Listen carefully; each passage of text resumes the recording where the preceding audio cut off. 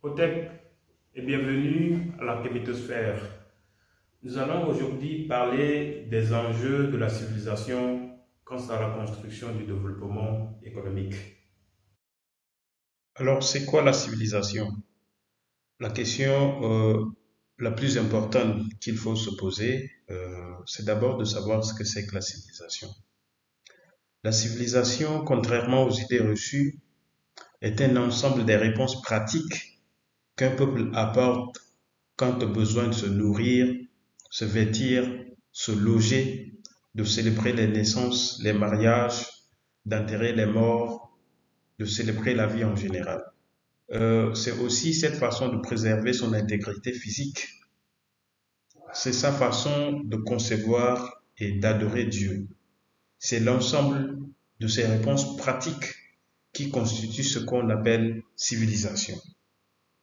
Mais ces éléments qui constituent l'identité d'un peuple donné ne sont pas que d'ordre culturel, mais ces éléments euh, guident la construction du développement et finalement fait le développement économique d'une nation. Nous allons prendre peut-être l'exemple sur la façon de se vêtir, la façon de se nourrir, de se loger, entre autres. Vous voyez que naturellement, pour ce qui est des enjeux de la civilisation, la façon de se nourrir découle de la culture, sinon de la civilisation d'un peuple. Et donc, ta façon de te nourrir conditionne ton développement. Mais du moment où tu es un peuple X, mais tu ne te nourris pas selon ta réalité, c'est que entre-temps, tu fais le développement du peuple qui t'inspire et que toi tu manges ces plats. Nous avons par exemple nos plats, ce que vous voyez, on peut appeler ça zamé au Mali, on peut appeler ça tieb du côté du Sénégal. À côté, nous avons un plat camerounais, le ndolé. Ça me fait même déjà saliver. Mais le fait de manger, par exemple, le zamé pour mes frères du Mali, cela fait effectivement le développement du Mali parce que nous savons que les carottes que nous voyons sont produites au Mali. À côté, nous avons l'oseille. Nous savons que c'est l'agriculteur malien qui produit. Nous avons le poisson et surtout le riz qui sont produits par des agriculteurs maliens. Donc, plus dans un pays on mange le plat local, plus ceux qui produisent cela au niveau agricole vont agrandir leur domaine de productivité. Et en agrandissant leur domaine de productivité, ils vont faire appel aux main-d'œuvre. Et la création d'emplois commence par là. Non seulement ça, mais cette consommation massive du zamé dans un pays, parce que entre-temps, les restaurants, par exemple, qui, in fine, présentent ça aux clients, compte tenu du fait que tout le monde mange, va pousser aussi les restaurants à employer plus de main-d'œuvre. Et voilà la création des emplois. La création des emplois n'est pas en décret. Je suis désolé que beaucoup de chefs d'État sortent n'importe comment et disent que cette année, on va créer 25 000 emplois pour les jeunes. Et naïvement, les jeunes applaudissent, mais ils ne savent pas comment ces emplois seront créés. Je suis désolé. Mais c'est en mettant en valeur nos propres cultures, c'est-à-dire à travers la nourriture, mangeons ce que nous produisons. Et là, ce n'est qu'un exemple parmi tant d'autres. Par exemple, se vêtir. Parce que avant que l'Occident ne pose ses valises en Afrique, les Africains avaient leur plat de nourriture. Les Africains avaient leur façon de manger. Et ils avaient divers plats un peu partout dans tous les coins africains. Des groupes, des communautés avaient leurs spécificités pour ce qui est de la nourriture. Donc, je crois que dans les grands restaurants, même si ces restaurants ne sont pas construits par des nationaux, que l'État impose des plats nationaux, les plats les plus préférés par les nationaux doivent être imposés dans nos hôtels. Ainsi, les étrangers, ceux qui viennent ailleurs, vont aussi s'habituer à nos plats. Mais je suis désolé que c'est rare, c'est rare. Maintenant, la tendance change un peu en Afrique de l'Ouest, mais nous avons encore beaucoup à faire. Tout de même, quand il est question de se vêtir également. Vous voyez ici, on a Magic System avec le Faso Damphani du Burkina Faso. Au milieu, nous avons les frères du Ghana avec les Kente. Et à gauche, j'ai une très belle sœur burkinabé en train de tisser le Faso Damphani. Donc, se vêtir, ce que l'Afrique, avant les affaires de colonisation et autres, l'Afrique avait sa propre façon de se vêtir. Et c'est cette façon qui a fait d'ailleurs de l'Égypte une puissance économique très forte.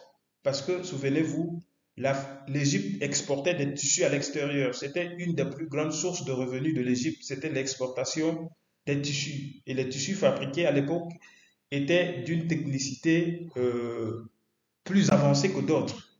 Donc, ça prenait le dessus sur le marché à l'international. Et c'est ce qui a permis à l'Égypte d'avoir une certaine puissance économique. Donc, il n'est pas question d'aller juste prendre une veste, mais même une veste déjà. Est-ce que notre climat africain avec avec la veste est compatible? Ça, c'est quelque chose. En portant la veste, peut-être que c'est ton cousin tailleur qui a fait cette veste, mais est-ce que le tissu utilisé pour concevoir cette veste vient d'Afrique? Si ça vient de l'Occident, ce que nous sommes en train d'alimenter les producteurs de ce tissu-là, qui ne sont pas africains. Et donc, au bout du compte, on est toujours en train de faire leur développement. Par contre, mes frères euh, du groupe Magic System qui sont là présentement habillés en façon d'Amphani, non seulement que leurs habits sont tissés par ma sœur à gauche, ça lui fait une activité génératrice de revenus, mais ma sœur à gauche fait son tissage grâce au coton produit localement par des Burkinabés. Donc, au bout du compte, non seulement ma sœur gagne de l'emploi, mais peut-être elle-même qui fait dans la production du coton ou ses parents gagnent aussi de l'argent. Donc, plus nous consommons le faso d'Amphani, plus ma sœur va se faire des revenus, elle va même employer d'autres personnes.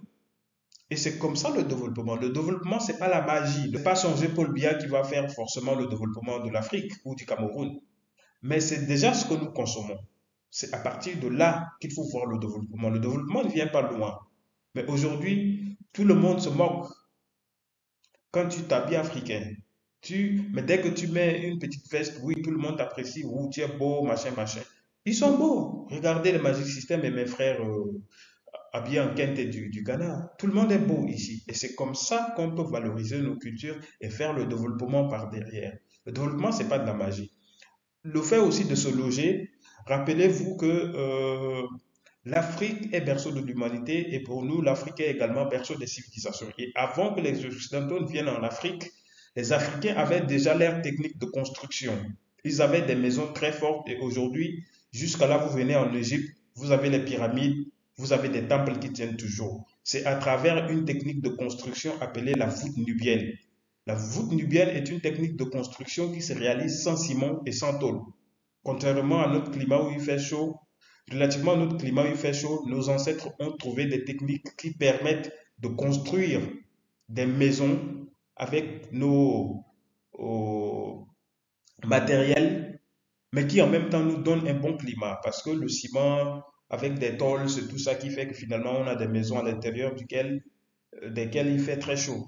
Mais la technique de la voûte nubienne nous permet de résoudre le problème de climat et aussi de construire à travers ce que nous avons. Et quand on voit cette maison, on sait que c'est la technique de construction africaine.